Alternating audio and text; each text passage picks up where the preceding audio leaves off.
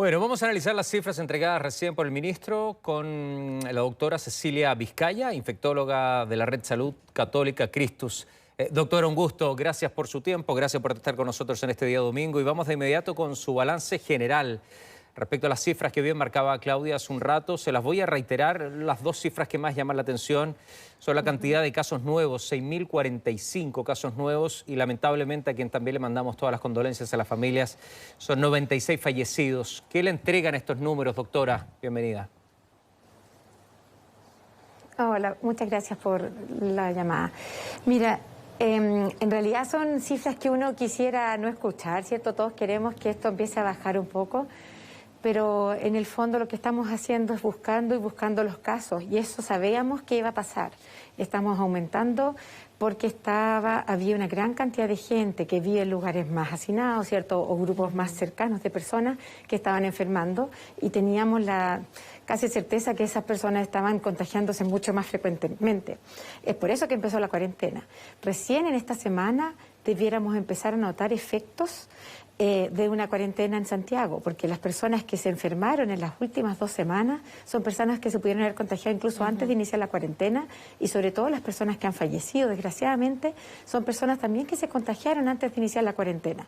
Como empezaron a subir los casos en ese momento, se aplicó la cuarentena porque nos dimos cuenta que aumentando los casos íbamos a tener un mayor número de pacientes complicados y, por supuesto, un mayor número de fallecidos. Así que esto es muy, muy triste, y lo que nosotros queremos es que logremos poco a poco que se empiece a notar un efecto de la cuarentena y empecemos poco a poco a ver una disminución en casos, pero todavía estamos viendo que siguen aumentando porque teníamos este alto riesgo de que pasara por la cantidad de comunas que estaban con alta contagiosidad. Claro. Bueno, usted lo decía muy bien, doctora, efectivamente las medidas sanitarias no tienen un efecto inmediato, se van reflejando un poco más tarde. Ahora, imaginamos también que se puede producir una disminución de casos gracias a la activación de esta iniciativa de las residencias sanitarias para que las personas que están contagiadas no infecten a sus familiares, o sobre todo personas que viven en condiciones de hacinamiento y que van a poder hacer una cuarentena de manera efectiva. Efectivamente, el haber iniciado una gran campaña de residencias sanitarias ha cambiado muchísimo lo que estamos viviendo. Yo sé que esto, como les comentaba, esto va a ser lento lo que se va a observar, pero desde que se inició este gran número de personas que se llevan a residencias sanitarias, estamos ayudando a disminuir la transmisión. Ustedes vieron que habían lugares que habían CITE de 200 personas. Si están todas las personas expuestas, compartiendo baños, por ejemplo, habitaciones, por supuesto que van a tener un altísimo riesgo de contagiarse. El uso de las residencias sanitarias tiene varias ventaja. Uno, disminuir el número de personas que se contagian, por lo tanto el número de personas que deben mantenerse en cuarentena obligatoria después, que son personas que pudieran tener que trabajar y no poder hacerlo.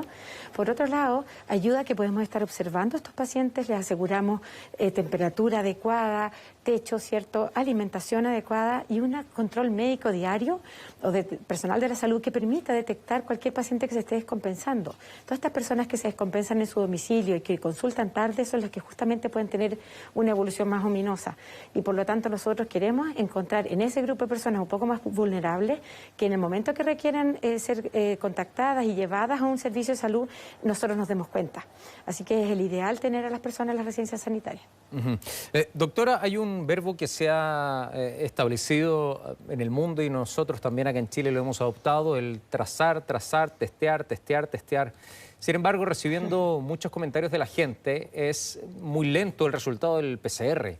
Hay personas que reciben entre 10 a 15 días un resultado. ¿No cree que estamos fallando ahí? Porque leía recién el ministro y entregaba que hay más de 708.773 exámenes que se han hecho en total desde el primer caso hasta el día de hoy. Pero el resultado se demora mucho, entonces una máquina, un ciclo que te va tomando y que te va agarrando. ¿Qué opinión tiene de eso, doctora? Eso es un punto muy importante. Depende del centro donde se tome la muestra, del lugar donde vivan las personas, ¿cierto?, la velocidad con la que se tenga el resultado.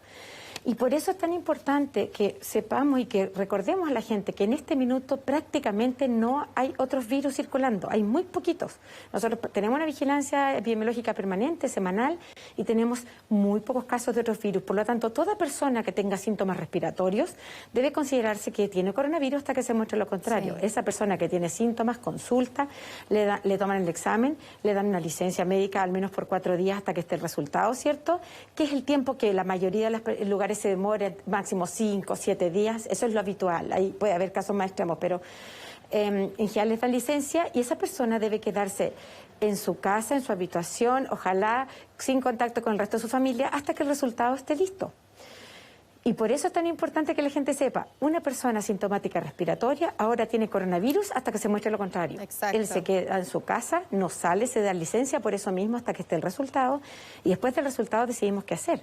Incluso si el paciente progresa y requiere hospitalización y vemos que tiene imágenes pulmonares sugerentes de neumonía por coronavirus, esa persona sigue siendo sospechosa y le volvemos a realizar el examen y muchas veces en esa oportunidad sale positivo. Entonces, toda persona asintomática debe quedarse en su casa y eso es súper importante, o en una residencia sanitaria si fuera el caso que lo necesite. Y eso debemos como aclarárselo a todas las personas y consultar en caso de agravamiento clínico, que es muy importante también que la gente lo sepa en su domicilio, dificultad para respirar, que se empiecen a cansar, que reaparezca la fiebre después de 7, 8 días de síntomas, todo eso, que la tos se aumente, que se sientan más cansados que al comienzo, todos esos son signos de agravamiento y deben consultar para que no lleguen tarde al hospital. Sí, es importante saber reconocerlo en nuestra casa. Usted lo mencionaba, afortunadamente no están conviviendo el COVID-19, el sincicial y la influenza por suerte, porque si no el panorama sería mucho más complejo. Sí. Le quería preguntar por el tema de los ventiladores mecánicos, porque hay 328 disponibles y 1.300 que ya están ocupados. Estamos hablando de un 88% de ocupación. No queremos generar pánico, la gente ya está sometida a una situación de estrés muy alto, pero esto sí nos sirve de todas maneras para tomar conciencia. Absolutamente. Yo creo que esto del dilema de la última cama, que siempre ha sido un tema que se ha conversado, en todos lados si una persona llega y requiere ventilación mecánica la van a intubar, pero va a quedar en la urgencia si no hay cupo en ese hospital, ¿cierto? Todas las camas de UCI de Chile las manda actualmente el Ministerio. Por lo tanto, si nosotros necesitamos más ventiladores o hay un ventilador en un lugar distinto donde está el paciente se va a trasladar, él u otro que esté más estable. Por lo tanto, debemos hacer eso y sigue funcionando de esa manera. Pero efectivamente estamos en el límite.